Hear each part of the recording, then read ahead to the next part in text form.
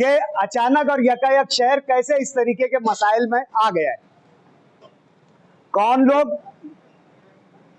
फिरका परस्तों के साथ पसे पर्दा मिलकर शहर की अक्सरियत और मुल्क की अकलियत को। मैंने इसका जवाब भी दिया था। वजह उसकी ये है कि उन्होंने मेरा नाम लेकर के कहा था कि मुफ्ती एमएलए मुफ्ती इस्माइल की तरफ से ये पेशकश है। बिस्मिल्लाहिर्रहमानिर्रहीम नहमदुहु व नुसल्ली अला रसूलिहिल करीम, अम्मा बाद। कारपोरेशन इलेक्शन की आमद है। कारपोरेशन का टर्म पूरा हो जाने के बाद 2022 में कारपोरेशन का इलेक्शन होना था, लेकिन मालेगांव ही नहीं पूरी रियासत के अंदर लोकसभा और विधानसभा इलेक्शन के अलावा महानगर पालिका हो, नगर पालिका हो, जिला परिषद हो, ग्राम पंचायत हो, ये सारे इलेक्शन मुअख्खर होते रहे। अब उम्मीद है कि मुस्तकबिल करीब में कारपोरेशन के इलेक्शन का ऐलान होगा और उसका प्रोसीजर शुरू किया जाएगा। मजलिसे इत्तेहादुल मुस्लिमीन महाराष्ट्र के अंदर, मालेगांव के अंदर अपनी एक हैसियत और अपना एक मकाम रखती है। हमें उम्मीद थी कि महाराष्ट्र विधानसभा इलेक्शन में एक से ज़ायद उम्मीदवार चुन करके आएंगे, एमएलए बनेंगे, लेकिन एक फैसला था अल्लाह पाक का। उस फैसले के तहत मालेगांव के लोगों ने मजलिसे इत्तेहादुल मुस्लिमीन से अपने ताल्लुक़ और अपनी हमदर्दी के पेश नज़र उन्होंने हमें चुन करके दिया, नुमाइंदगी का मौका दिया। हम इस पर अल्लाह रब्बुल आलमीन के शुक्रगुजारी के बाद मालेगांव आवाम के शुक्रगुजार हैं कि हमने 5 सालों में जिन कामों को तरतीब दिया था उनमें बहुत सारे काम मालेगांव में हो गए थे और बहुत सारे काम होना बाकी थे। अगर ये टर्म हमें नहीं मिलता तो वो सारी प्रोग्रामिंग जो हमने पिछले टर्म में की थी उन प्रोग्राम के मुताबिक हमारे लिए आगे चलना मुश्किल हो जाता। हम अल्लाह के बहुत बहुत शुक्रगुजार हैं। हमने विधानसभा इलेक्शन में मालेगांव के हालात के पेश नज़र जो मुद्दा पकड़ा था कि हम मालेगांव के दीनी मिजाज, मालेगांव मस्जिदों का, मीनारों का, मदरसों का, खानकाहों का और दीनदारों और मुसलमानों की अक्सरी आबादी रखने वाला शहर है। हमने मुद्दा रखा था अच्छाई और बुराई, और इस मुद्दे पर हमने इलेक्शन लड़ा। जीत हार इलेक्शन में होती है। अगर आदमी को हार बर्दाश्त ना हो तो उसे मुकाबले में नहीं उतरना चाहिए। जहां जीत की उम्मीद होती है वही इंसान को हार बर्दाश्त करने का हौसला भी होना चाहिए। इलेक्शन का रिजल्ट आ जाने के बाद अच्छाई और बुराई के मुद्दे को टारगेट करके जिस तरह की सूरत हाल सियासी तौर पर मालेगांव में बनाने की कोशिश की गई और नाकामी का उन्हें सामना करना पड़ा, ये चीज़ मालेगांव की मिल्ली शनाख्त, दीनी शनाख्त के लिए नुकसानदेह।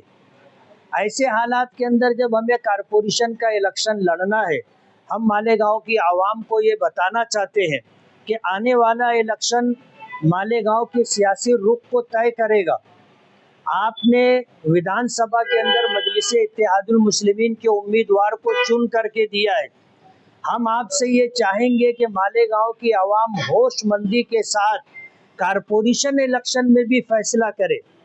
अगर कानून साज इदारे असम्बली में मालेगांव से मजलिसे इत्तेहादुल मुस्लिमीन को आपने नुमाइंदगी दी है तो मालेगांव महानगर पालिका, मालेगांव कारपोरेशन में भी मजलिसे इत्तेहादुल मुस्लिमीन को अक्सरियत से कामयाब करके इनको काम करने का मौका दिया जाए।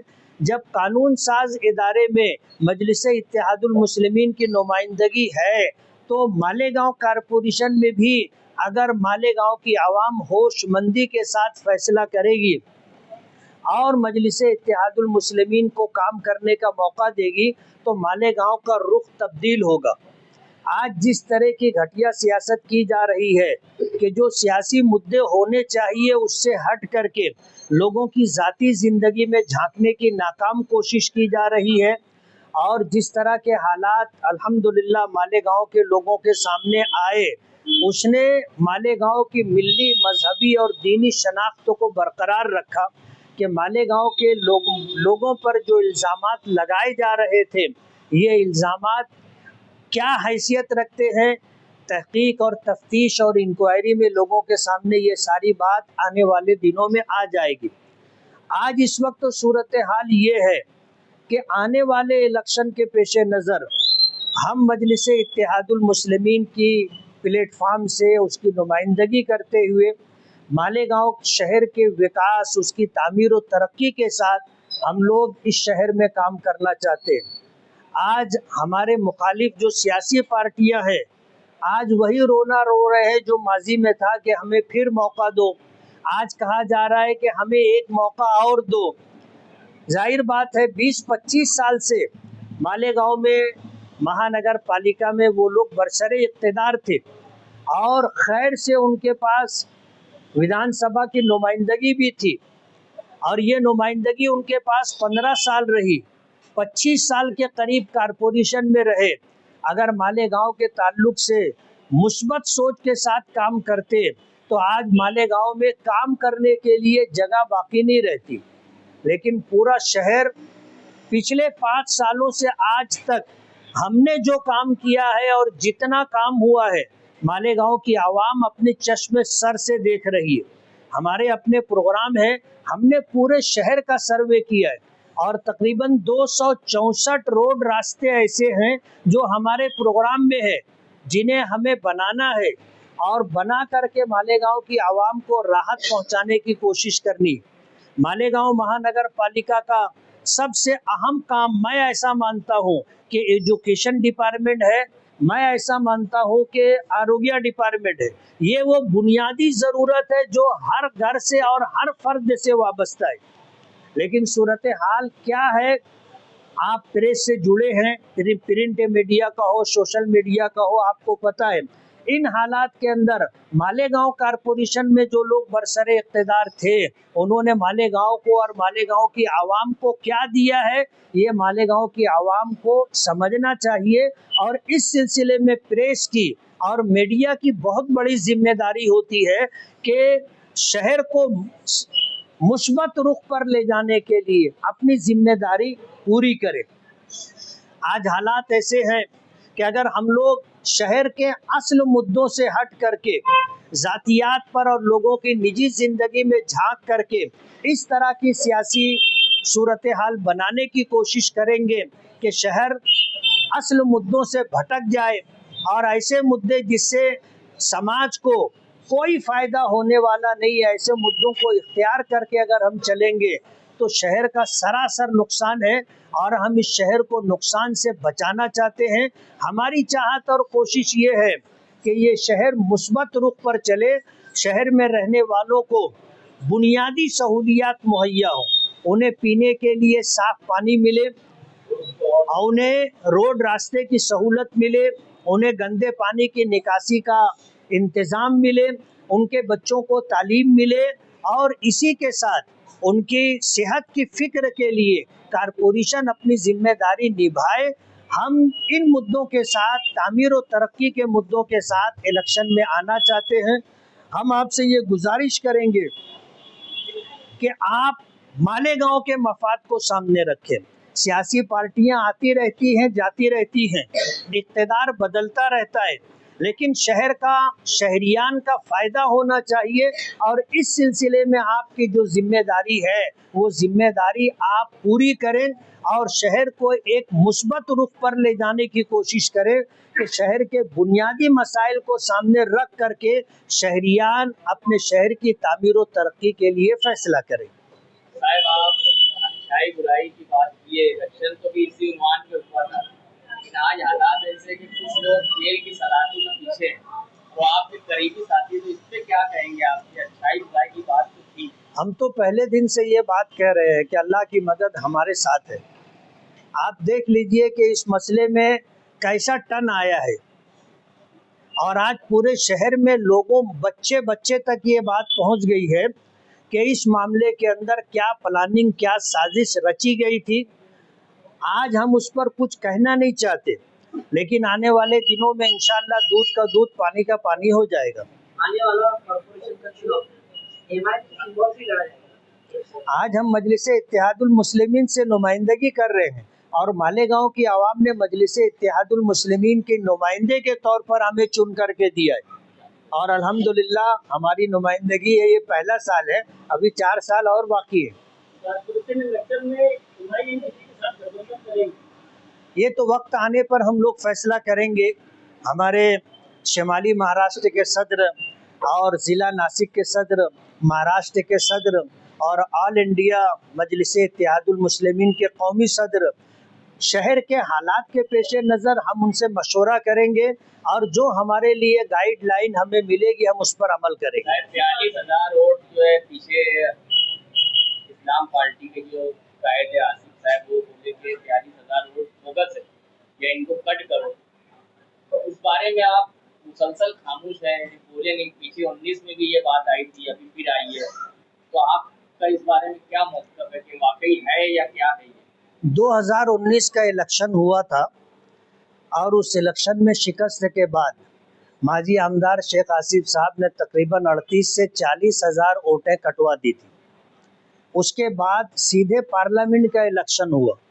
दरमियान में कारपोरेशन का इलेक्शन 2022 में होना था, लेकिन सरकार की जो भी अपनी पॉलिसी रही होगी उसके पेश नज़र इलेक्शन हुआ नहीं। पार्लियामेंट इलेक्शन आया तो लोगों को पता चला कि हमारी असल वोट बोगस करके कटवा दी गई और इस सिलसिले में कुछ लोगों ने अपनी जिम्मेदारी महसूस की और उन्होंने कोशिश करके अपने वोट बढ़वा ली, लेकिन एक बड़ी तादाद ऐसे लोगों की रही जो अपना वोट बढ़वा नहीं सके थे। अब फिर वही सूरत हाल है कि 2024 का इलेक्शन हारने के बाद माजी आमदार शेख आसिफ साहब ने 42,831 वोटों के मुतालिक ये दावा किया है कि ये वोट कटने चाहिए, ये बोगस वोट है। और हमारा ऐसा मानना है कि उनकी तमाम प्रेस कॉन्फ्रेंस हमेशा नदी के इस तरफ होती रही, लेकिन जब ये वोटिंग का मुद्दा आया तो नदी के उस पार मराठा दरबार में और अपनी पार्टी का बैनर हटा करके, झंडा हटा करके, नेशनल मीडिया को बुला करके उन्होंने जो मैसेज दिया है वो पूरे देश के लिए, वो पूरी स्टेट के लिए, यानी ये बताने की कोशिश की गई है कि मालेगांव में 42,831 वोट बोगस है। और मैं ऐसा मानता हूँ कि राजीव गांधी ने और राहुल गांधी ने और इंडिया गठबंधन की तरफ से जो बिहार इलेक्शन में SIR के पेश नज़र उन्होंने इस बात को साबित किया है कि मुल्क में पार्लियामेंट इलेक्शन में वोट चोरी हुई है और ये आवाज़ पूरे मुल्क में आज चल रही है कि वोट चोर गद्दी चोर। इस मुद्दे से डाइवर्ट करने के लिए मालेगांव में 42,831 वोटों का हवा खड़ा किया गया है और इस हवा को खड़ा करके ये पैगाम देने की कोशिश की गई है कि मालेगांव से बीजेपी का क्या लेना देना। मालेगांव के अंदर बीजेपी का विधानसभा में कोई उम्मीदवार ऐसा मजबूत था भी नहीं। बताना ये है कि ये मैसेज देना चाहते हैं पूरे देश को कि देखो वोट चोरी का मुद्दा जो बीजेपी पर इल्ज़ाम लगाया जा रहा है ये गलत है। वोट चोरी तो सेकुलर पार्टियां कर रही है जो मालेगांव में उन्होंने 42,831 वोट बढ़ाई है। तो हम ऐसा मानते हैं कि ये इंडिया गठबंधन और सेकुलर पार्टियों को आने वाले दिनों में सियासी नुकसान पहुंचाने के लिए फिरका परस्त आकाओं की ईमा पर ये हरकत मालेगांव में की गई है और इस तरह की बात की जा रही है कि मालेगांव में 42,000 से ज़ायद बोगस वोटें हैं। जाहिर बात है मालेगांव आज जद पर है, मालेगांव आज जद पर है। आप देख लो किरीट सुमैया जब मालेगांव उठ करके चला आता है और यहाँ आकर के मालेगांव वालों पर इल्ज़ाम लगाया गया कि यहाँ बांग्लादेशी और रोहिंग्याई हैं और जब उन्हें जो है एक भी बांग्लादेशी या रोहिंग्याई तहकीकात में मिला नहीं तो कहते खिसियानी बिल्ली खम्बा नोचे। मालेगांव के शहरियान जिनके बाप दादा यहाँ के हैं, जिनकी यहाँ पर प्रॉपर्टी है, जिनके बाप दादा के पास हिंदुस्तानी शहरियत के सबूत और शवाहिद हैं, ऐसे लोगों को परेशान किया जा रहा है और 1044 लोगों को मुश्तबा करार दिया गया। आज वो लोग बेचारे चक्कर लगा लगा करके परेशान हैं। ये मसला भी इन्हीं लोगों का खड़ा किया हुआ है और इसके सबूत और शवाहिद भी मालेगांव वालों के सामने आ गए हैं और इंशाअल्लाह और सबूत और शवाहिद आएंगे। तो मालेगांव तो पहले से जद पर है। ऐसे हालात के अंदर अगर यहाँ इस तरह 42,821 ऑटो बोगस ऑटो की आवाज़ दी जाएगी तो फिर मुल्क में सेकुलर ताकतों ने जो फिरका परस्ती से निपटने के लिए जो लड़ाई और आंदोलन शुरू किया है, उसको हमारा मानना है कि उसको नुकसान पहुंचाने की साजिश की जा रही है।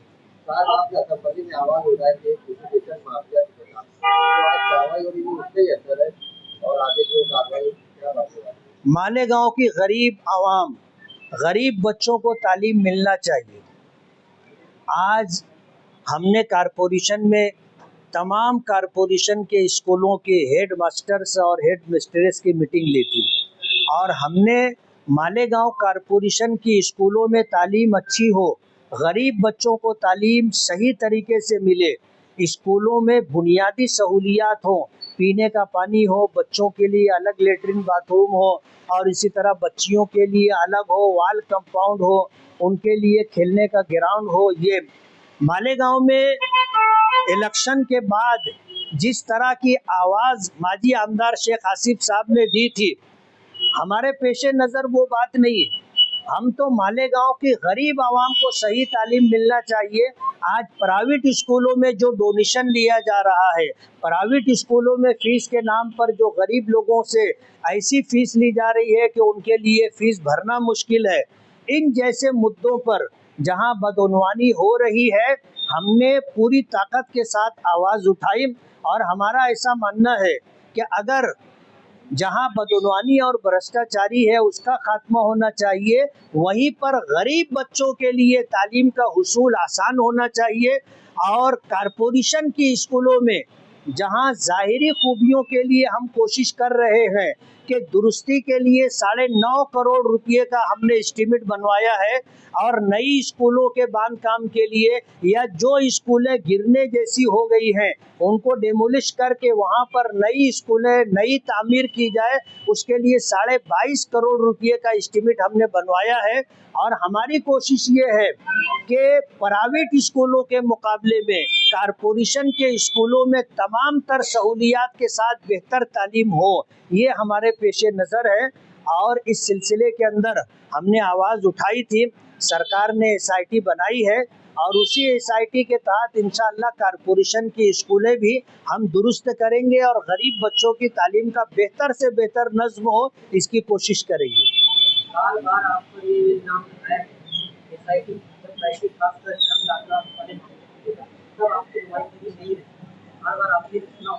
हम लोग शोबाजी नहीं करते और जिनके लिए हमने नुमाइंदगी की है अल्हम्दुलिल्लाह हमारी नुमाइंदगी से वो मुतमईन है। हमने धरना आंदोलन नहीं किया, हमने वहाँ जा कर के फोटोबाजी नहीं किया। हमें पता है ये जो कुछ ये लोग कर रहे हैं इससे कुछ होना जाना नहीं है। जो करने का काम था वो हमने किया है और आज भी कर रहे हैं अल्हम्दुलिल्लाह। इस सिलसिले में हमने फडनवीस से भी मुलाकात की, जो इस स्टेट के चीफ मिनिस्टर हैं, उनके ऑफिसर जो इस तरह के मामलात देखते हैं, हमने उनसे भी मुलाकात की और SIT टीम के जो जिम्मेदारान थे, हमने बाकायदा वफ्द ले जा करके मालेगांव और नासिक में उनके साथ हमने मीटिंग करके मालेगांव की आवाम का जो कहना था हमने उनके सामने रखा है।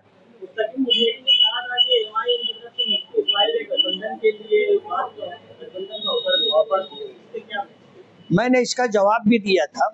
वजह उसकी ये है कि उन्होंने मेरा नाम लेकर के कहा था कि मुफ्ती MLA मुफ्ती इस्माइल की तरफ से ये पेशकश है। मैंने ऐसी कोई पेशकश नहीं की है। आज भी मैं आपके सामने इस बात की वजाहत करता हूँ और इस कहने में मुझे कोई दरेग नहीं है कि अगर उनको जो है 1 लाख वोट मिली होती तो हम उनसे इत्तेहाद की बात करते।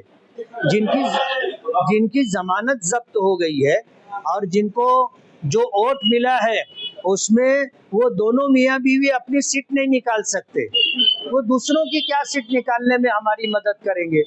इसलिए मैंने जाती तौर पर उनसे कोई इस सिलसिले में बात नहीं की और ना मेरी तरफ से कोई मैसेज किसी के जरिए से भेजा गया। आम पार्टी और समाजवादी की पार्टी से इलेक्शन में गठबंधन की बात चल रही है, इलेक्शन लड़ते हैं तो एमआईएम इसको कैसे देखती है?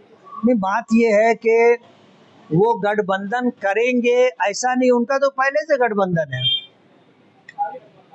असेंबली इलेक्शन में अंसारी वोट के बंटवारे के लिए उनको खड़ा किया गया था और ये बात शहर के तमाम संजीदा अहले इल्म अफराद जानते हैं। यही वजह है कि उनको किसी ने मुंह नहीं लगाया।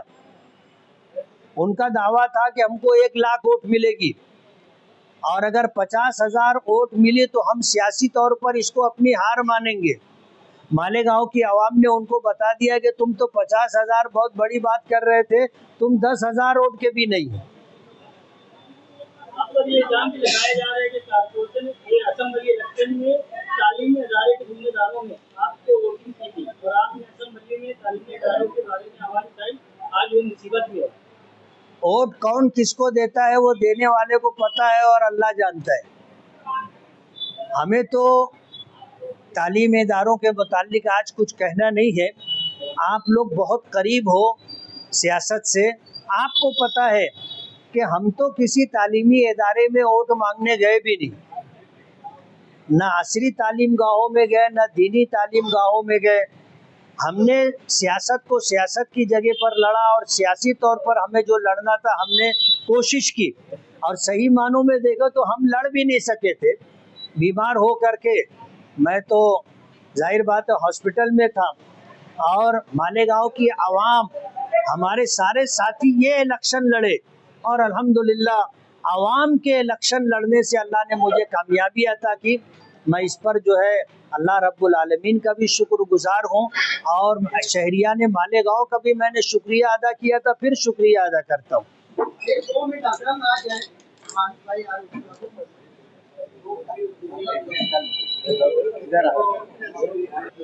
आपने सड़कों की बात की, ड्रेनेज सिस्टम की बात की, हेल्थ सिस्टम की बात की, एजुकेशन सिस्टम की बात की।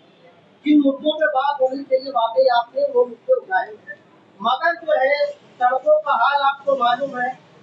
कई जगह सड़कों पर तो सड़कें शामिल हो रही है और कई इलाके सड़कों से महरूम है।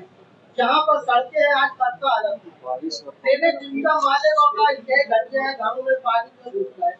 आपने जो हेल्थ सिस्टम की बात की, सबसे बड़ा जो हॉस्पिटल पहले कभी हुआ करता था वाडिया हॉस्पिटल वो बंद है, अली अकबर हॉस्पिटल बंद है। ये थे कि हारून अंसारी हॉस्पिटल जो है वो जारी है, मगर वहाँ भी वैसी सहूलियात नहीं है। आज की तारीख में वहाँ पर जो खून चेक होता है वो यूनिट भी जो है वहाँ पर बंद है। तालीम का क्या मामला है आपको मालूम है। आपको वो बेहतरीन मवाक़े मिले, क्या वजह है कि सिर्फ हर बार हम रोड गटर पर ही इलेक्शन लड़ते हैं और हर बार हमारे शहर का ज्यादातर बजट रोड गटर में खर्च होता है, मगर वो मसाइल कभी खत्म नहीं होते। आज अल्हम्दुलिल्लाह मालेगांव में हेल्थ लाइन से, आरोग्य लाइन से 5 एम्बुलेंस के लिए हमारी कोशिश जारी है और हमारे पास अल्हम्दुलिल्लाह मालेगांव की विकास और तामीर के लिए 22 वर्क ऑर्डर मौजूद हैं। वो 22 काम अल्हम्दुलिल्लाह होंगे। एम्बुलेंस है पूरा सब, और हमारे पास एक उन एम्बुलेंस में एक एम्बुलेंस ऐसी होगी जो इमरजेंसी जिसमें तमाम तर सहूलियात होना चाहिए, कार्डिक एम्बुलेंस है। हमने उस सिलसिले के लिए अपना प्रस्ताव दिया है और इंशाअल्लाह उस पर बजट लेकर के हम काम करेंगे। मालेगांव शहर में हमने सर्वे किया है, तालीम कहो और हेल्थ डिपार्टमेंट कहो, लोगों की बुनियादी सहूलियात मूलभूत सुविधा कहो, और इसी तरह जो है जितनी ज़रूरतें हैं हमने उसके लिए पूरा प्रोग्राम बनाया है। हमारा पिछला 5 साल आप देखोगे मालेगांव शहर में कितने रोड रास्ते तामीर हुए हैं और आने वाले इन 5 सालों में अल्लाह की मदद शामिल हाल रही और असबाब और वसाइल मिले तो इंशाअल्लाह हम तमाम रोड रास्ते बनवा लेंगे। अगर आपने रोड रास्ते बनाए आज वो रोड रास्तों की हालत क्या है? कभी क्वालिटी टेस्ट जो है उसका होता नहीं है, आप लोग कभी जाकर क्वालिटी नहीं करते, ये भी तो कहीं ना कहीं से ठेकेदार की लापरवाही है। इसको देखना आप बता सकते हैं हमने जो 50 रोड बनाए हैं उनमें किस रोड के मुतालिक आप ये बात बोल रहे हो? वीडियो क्या होती है? नहीं, आप बताइए। हमारा दावा ये है कि मालेगांव में सीमेंट रोड, आरसीसी रोड और क्वालिटी रोड हम बना करके दे रहे हैं और अल्हम्दुलिल्लाह आज हमने 50 रोड रास्ते बनाए, कहीं से हमारे पास कोई कंप्लेन नहीं। अगर इस तरह की कोई चीज हो आप निशानदेही करो, हम उसकी जो है तलाफी की कोशिश करेंगे।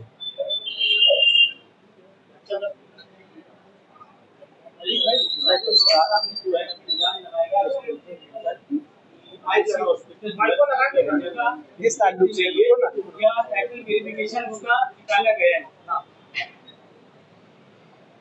अवैसी क्या क्या सवाल क्या? हॉस्पिटल की जगह जो ली गई थी, हाँ हाँ, साबिर गवर्नमेंट ने अच्छा एग्जाम लगाया गया, लेकिन कि वो जगह को फरोख्त करने का टाइटल वेरिफिकेशन अखबार में उनके डिसीजन से निकला है। देखिए जो बात हॉस्पिटल के ताल्लुक से है, साबिर गौहर साहब ने प्रेस कॉन्फ्रेंस लेकर हॉस्पिटल के ताल्लुक से कहा है और हमें भी जो इत्तिला जो मिली उसी प्रेस कॉन्फ्रेंस के जरिए मिली है। अभी इस सिलसिले में हमारी जो है जिम्मेदारान से कोई बातचीत नहीं हुई कि आगे के लिए उनका क्या यानी किस लिए वो जगह फरोख्त की गई है और जगह फरोख्त करने के बाद उनका आगे का क्या प्रोग्राम है। इस सिलसिले में जब हम जिम्मेदारान से बात कर लेंगे तो इस बात का जवाब इंशाल्लाह आप लोगों को प्रेस कॉन्फ्रेंस के जरिए इंशाल्लाह जरूर देंगे। तो जगह के राइट्स किसके पास? जगह के राइट्स आप देखेंगे वहाँ पर ट्रस्ट का नाम था सालार मिल्लत, लेकिन सालार मिल्लत ट्रस्ट के साथ पावर ऑफ अटॉर्नी जो है एक शख्स को दी गई।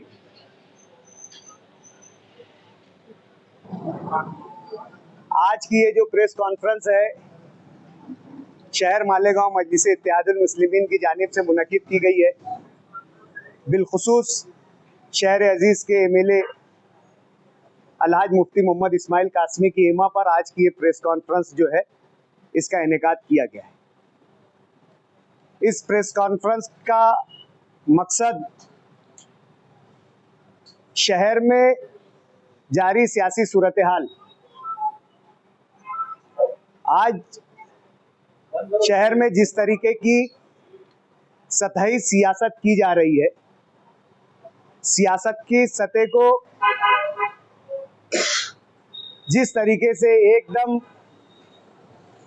निचली तय पर सतह पर लेकर आया गया है, उस ताल्लुक से और हमारे मुखालिफिन सियासत में हम पर जो इल्जामात लगा रहे हैं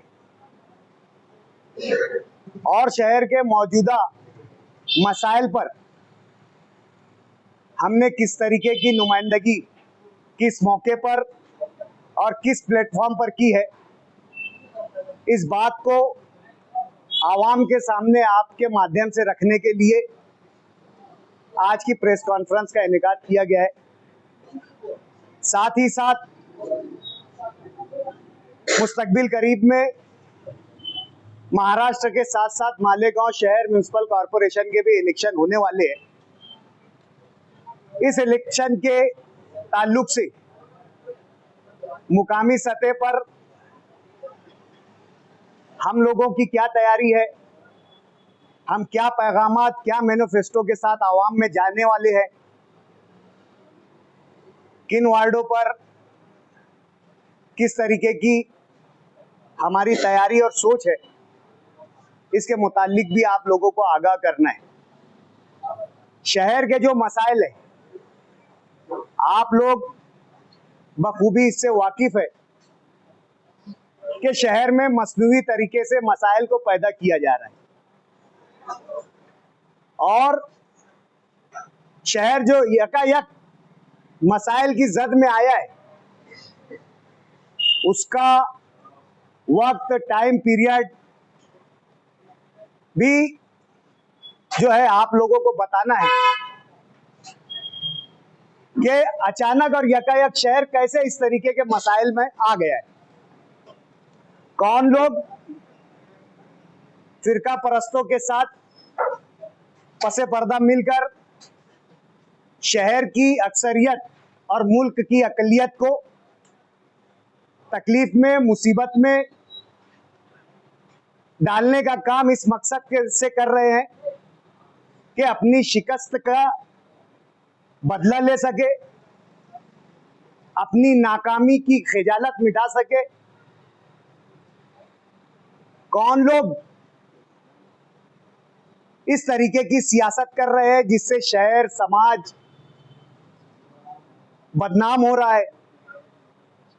कौन लोग आम लोगों को तकलीफ में डालकर, कौन लोग शहर के अदारों को तकलीफ में डालकर जो है शहर में मसाइल पैदा करके अपनी सियासी दुकान चला रहे हैं? इन तमाम बातों के जवाब के लिए और इन तमाम मसाइल पर मजलिस इत्तेहादुल मुस्लिमीन की नुमाइंदगी किन मौक़ों पर, किन प्लेटफॉर्म के ज़रिए की गई है, शहर के आवाम को इस बात का यकीन और इत्मीनान दिलाने के लिए आप लोगों की मौजूदगी या आप लोगों को यहाँ पर मदऊ किया गया है। ये थी आज की प्रेस की गर्ज़ गायत जो हमने आप लोगों के सामने, आप लोगों को गोशे गुजार किया है।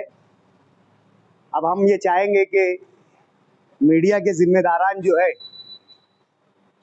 हमारे जिम्मेदार अलहाज मुफ्ती मोहम्मद इस्माइल कासमी साहब से जो उनके इस उन्वानात के ताल्लुक से जो सवालात हो, वो सवालात या मुफ्ती मोहम्मद इस्माइल कासमी साहब जो है पहले अपनी बात जो है इस मौके पर रखना चाहते हैं।